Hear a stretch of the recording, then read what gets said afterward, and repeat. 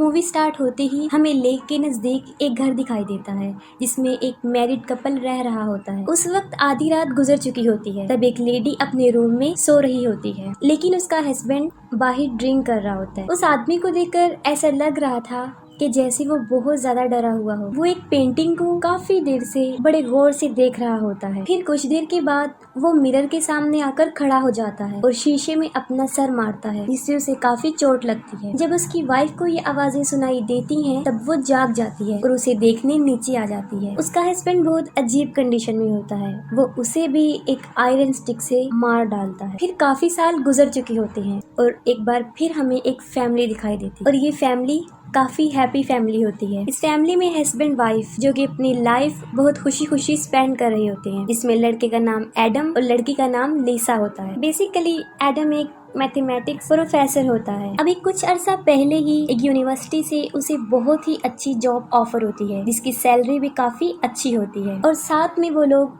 उसे रहने के लिए एक खूबसूरत सा घर भी प्रोवाइड करते हैं, जिससे वो काफी खुश होता है। फिर वो लोग सिटी से टाउन उस घर में आकर शिफ्ट हो जाते हैं। दूसरी तरफ मेलिसा प्रेग्नेंट होती है, जिसकी वजह से वो दोनों बहुत खुश होते हैं। इस बात को लेकर उन दोनों के दरमियान काफी डिस्कशन होती रहती थी कि वो बेबी बॉय होगा या फिर गर्ल। अगर बेबी बॉय हुआ तो उसका नाम एडम जूनियर रखा जाएगा और अगर बेबी गर्ल तो उसका नाम लिसा जूनियर। वो लोग अपनी लाइफ में बहुत खुश होते हैं और मजीद इस घर की वजह से। उनका घर बहुत ही खूबसूरत और काफी बड़ा होता है और वो लोग अपने बेबी के लिए उसका रूम भी चूज कर लेते हैं। और उसी दिन लिसा की बहन विकी ने उनके लिए एक गिफ्ट भेजा होता है और उसमें एक माइस्टीरियस बॉक्स होता है। एडम उस बॉक्स को ओपन करने की काफी कोशिश करता है, लेकिन वो उसे नहीं खुलता, जिससे वो उन्हें लगता है कि शायद विकी ने उनके साथ कोई मजाक किया हो। मगर फिर भी वो उस बॉक्स को रख लेते हैं और अगले दिन एडम अपने काम पर चला जाता है। लेकिन जाने से पहले वो लिसा को कुछ इंस्ट्रक्शन देता है कि वो अपना ख्याल रखेगी और वो वेट भी नहीं उठाएगी, खास तौर पर बेबी क्रिब, क्योंकि अभी तक उन्होंने बेबी के रूम की सेटिंग नहीं की थी। और वो ये भी कहता है कि हम दोनों मिलकर उसे सेट कर लेंगे। लेकिन जब एडम चला जाता है तब लिसा खुद को बहुत ज्यादा बिजी कर लेती है। वो बेबी रूम की काफी सेटिंग कर लेती है, इवन के बेबी क्रिब को भी, क्योंकि उसे नहीं लग रहा था कि वो क्रिब इतना हैवी है। फिर उसका जहन उस बॉक्स की तरफ जाता है जो एडम से ओपन नहीं हुआ था। और यहाँ पर एक अजीब चीज ये होती है कि लिसा से वो बॉक्स इजीली खुल जाता है और जब वो उसे ओपन करती है तो वो बिल्कुल खाली होता है। फिर वो उस बॉक्स को रख देती है और वॉक पर चली जाती है। तब उसे एक औरत नजर आती है जो रो रही होती है और उसकी बॉडी पर भी ब्लड लगा होता है और वो बार बार एक ही लफ्ज बोल रही थी कि मैंने अपने बच्चे को खो दिया है। उसकी ये हालत देखकर लिसा उसकी हेल्प करना चाहती थी, लेकिन वो लिसा को देखकर अजीबो-अजीब बातें करना शुरू कर देती है। वो उसे कहती है कि जो बच्चा तुम्हारे पेट में है वो तुम्हारा नहीं रहेगा, वो उसे ले जाएगा और लोग भी तुमसे डरना शुरू कर देंगे। और ये भी कहती है कि तुम अपने बच्चे को बचा नहीं सकोगी। ये बातें सुनकर लिसा काफी डर जाती है और वो वापस घर आ जाती है। फिर वो एडम को कॉल करती है और सारे इंसिडेंट का उसे बताती है। लेकिन उस दिन से लिसा के साथ अजीबोगरीब होना शुरू हो जाता है। उसे बेबी रूम से किसी बच्चे की रोने की आवाजें आती हैं। फिर हालात को समझने के लिए वो ऊपर जाकर देखती है तो जो चीज वो देखती है उसे देखकर काफी हैरान हो जाती है। वो देखती है कि बेबी क्रिब में एक बच्ची लेटी हुई है। उसे कुछ समझ नहीं आ रही होती कि ये क्या हो रहा है, क्योंकि ये कोई ख्वाब नहीं होता बल्कि हकीकत होती है। और फिर जैसे ही वो उस बच्ची को गोद में उठाती है तब उसका चेहरा अचानक से बदल जाता है और इसके बाद लिसा अपने होश खो बैठती है। और शाम को जब एडम घर वापस आता है तो वो देखता है कि लिसा काफी जख्मी हुई है और उसका काफी खून भी निकल चुका होता है। वो फौरन उसे हॉस्पिटल लेकर जाता है। फिर लिसा तो बच जाती है, लेकिन उसका मिसकैरेज हो जाता है। और इससे भी ज्यादा अफसोसनाक बात ये होती है जब डॉक्टर उसे बैड न्यूज सुनाती है कि लिसा अब कभी भी मां नहीं बन सकेगी और शायद उसका मिसकैरेज कोई हैवी चीज उठाने से हुआ है, जिससे एडम को ये लगता है कि शायद ये बेबी क्रिब की वजह से हुआ। और उसने लिसा को मना किया था, लेकिन उसने उसकी नहीं मानी। ये बात सुनकर लिसा की बहन विकी भी उनके घर आती है और वो ये डिसाइड करती है कि वो कुछ दिन लिसा के साथ ही रहे ताकि लिसा जल्दी से अपनी नॉर्मल हालत में वापिस आ जाए। इस वाकये के बाद एडम कई मर्तबा लिसा से ये पूछने की कोशिश करता है कि ऐसा क्यों हुआ और उस दिन ऐसा क्या हुआ था, क्या उसने वाकई कोई हैवी चीज उठाई थी? जिसके जवाब में लिसा उसे सच बता देती है, वो जंगल वाला इंसिडेंट, वो स्ट्रेंज वुमेन, फिर बेबी के रूम से बच्चे के रोने की आवाजें और वहाँ पर उस छोटी बच्ची का मिलना। और जैसे ही उस बच्ची को गोद में उठाया उसे कुछ भी याद नहीं रहा, क्योंकि तब वो अपने होश खो बैठी थी। यहाँ पर एक बात तो क्लियर हो जाती है कि उनके साथ कुछ अजीबोगरीब हो रहा था, और साथ में एडम को वो मिस्टीरियस बॉक्स भी मिल जाता है जो अब इजीली ओपन हो रहा था। तब एडम लिसा को बताता है, जिस पर वो कहती है कि इस बॉक्स को तो मैंने उसी दिन खोल लिया था जब ये वाकया पेश आया। और फिर वो बिकी से पूछते हैं कि उसने उन्हें ये बॉक्स क्यों दिया जो पहले तो नहीं खुल रहा था और अब खुल चुका है और खाली भी है। जिस पर वो कहती है कि ये मैंने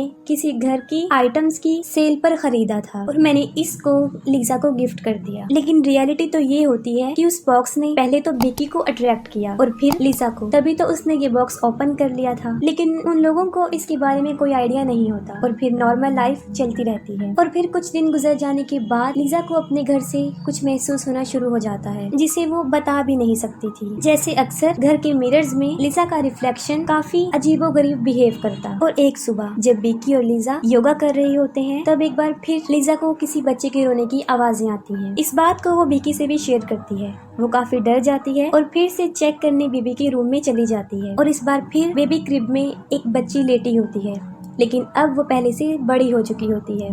और अजीब बात तो ये होती है कि वो सिर्फ लिसा को नजर आ रही होती है, बिकी को नहीं।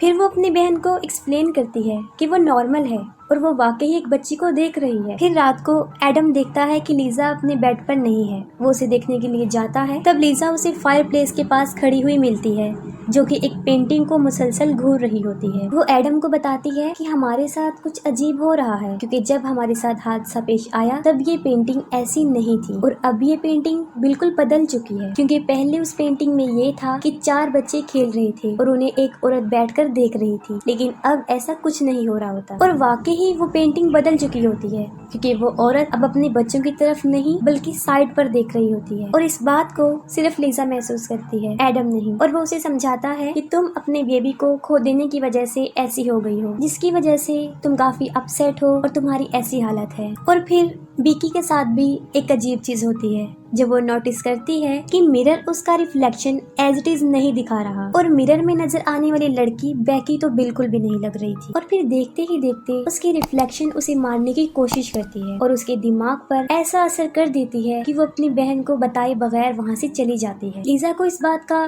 बुरा तो लगता है, लेकिन ये उसके लिए कोई नई चीज नहीं थी, बल्कि ऐसे इंसिडेंट तो उसके साथ हो रहे थे। और साथ में उसे हमेशा एक छोटी बच्ची भी दिखाई देने लगी जो उसे मामा कहती थी। लिसा इन सब से तंग आ चुकी होती है। वो एडम को कहती है कि हमारे इस घर में कुछ अजीब है, जैसे कि और वो इवल पावर्स हैं। और फिर वो कहती है कि आपकी यूनिवर्सिटी में एक प्रोफेसर डॉक्टर क्लार्क हैं जो कि एक अबनॉर्मल रिसर्चर हैं। शायद वो हमारी मदद कर सकते हैं, क्योंकि लिसा काफी डरी होती है और एडम उसकी बात मानकर डॉक्टर क्लार्क से मिल लेता है, क्योंकि एडम तो इन बातों पर बिलीव नहीं रखता था। और वो डॉक्टर क्लार्क को कहता है कि वो लिसा का शक दूर करें। और जब डॉक्टर क्लार्क उनके घर में आते हैं तो उन्हें काफी अजीब चीजें महसूस होती हैं। असल में डॉक्टर क्लार्क बचपन से ही ब्लाइंड होते हैं, लेकिन उनके पास एक एबिलिटी भी थी। वो बचपन से ही पैरानॉर्मल चीजों को महसूस कर सकते हैं। और वो लिसा को कहता है कि जो भी तुम लोगों के साथ हो रहा है उसकी वजह ये घर नहीं है, बल्कि कुछ और ही है। और फिर उसे उस मिस्टीरियस बॉक्स के बारे में पता चलता है और फिर वो ये बात समझ जाते हैं कि एक अननोन इविल पावर थी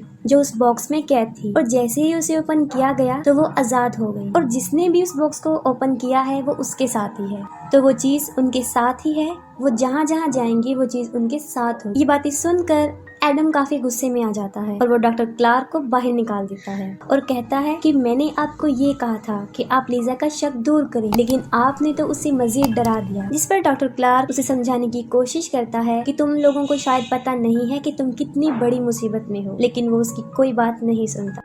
फिर उसी ही रात एडम के साथ कुछ होना शुरू हो जाता है जब उसे एक औरत और एक ओल्ड लेडी नजर आती है। वो दोनों उसे काफी डरा देती हैं और अब तो एडम को पूरा यकीन हो जाता है और वो फिर से डॉक्टर क्लार्क को अपने घर में बुला लेता है। और तब डॉक्टर क्लार्क उनकी मदद करने की कोशिश करता है। अपने इस रिसर्च से उन्हें पता चलता है कि सब कुछ जो पैरानॉर्मल एक्टिविटीज हो रही हैं वो इस घर की वजह से बिल्कुल भी नहीं है, और इस सब की होने की वजह वो बॉक्स था, क्योंकि उस बॉक्स में एक अननोन इविल एंटिटी होती है जिसका कोई वजूद तो नहीं होता, और ये काफी टाइम से इस दुनिया में रह रही, और इसका मकसद सिर्फ अनबॉर्न बेबी का शिकार होता है, यानी बच्चे को इस दुनिया में आने से पहले ही मार देता है। और उसकी बहुत बड़ी मिसाल लीजा थी, उसके साथ भी यही हुआ था, और लीजा के साथ कोई वाकया पेश नहीं आया होता, बल्कि उसके साथ ये सब कुछ करने वाली वो इविल एंटिटी थी। यानी हमने देखा कि एडम और विकी ने उसे खोलने की कोशिश की, लेकिन वो सिर्फ लीजा से ही ओपन हुआ। मींस ये बॉक्स सिर्फ प्रेग्नेंट औरतों से ही खुलता है। बाहर आते ही उस बच्चे को वो मार देता है, और जो बच्चे उसे नजर आते थे वो कोई और नहीं था, बल्कि वो उसकी अनबॉर्न बेबी की टाइप्स थी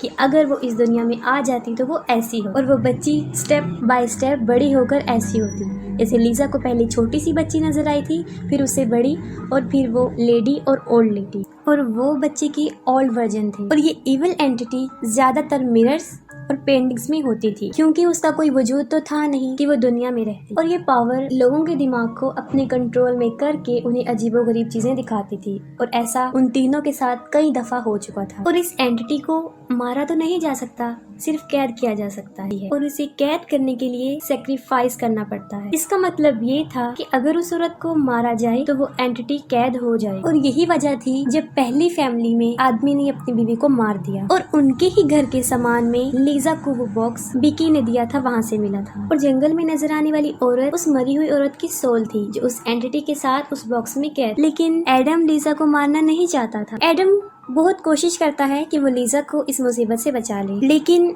ये एंटिटी लोगों को हिप्नोटाइज करती है और लोगों को एक दूसरे से मरवाती है। अब एडम भी हिप्नोटाइज हो चुका होता है, और वो उस आदमी की तरह लीजा को मार डालता है, और वो एंटिटी फिर से उस बॉक्स में कैद हो जाती है, और एडम जेल चला जाता है। और जाने से पहले वो बॉक्स को विकी को देता है, और अब ये सब कुछ विकी के साथ होने वाला था, क्योंकि वो भी प्रेग्नेंट। और इसी के साथ मूवी भी एंड हो जाती है।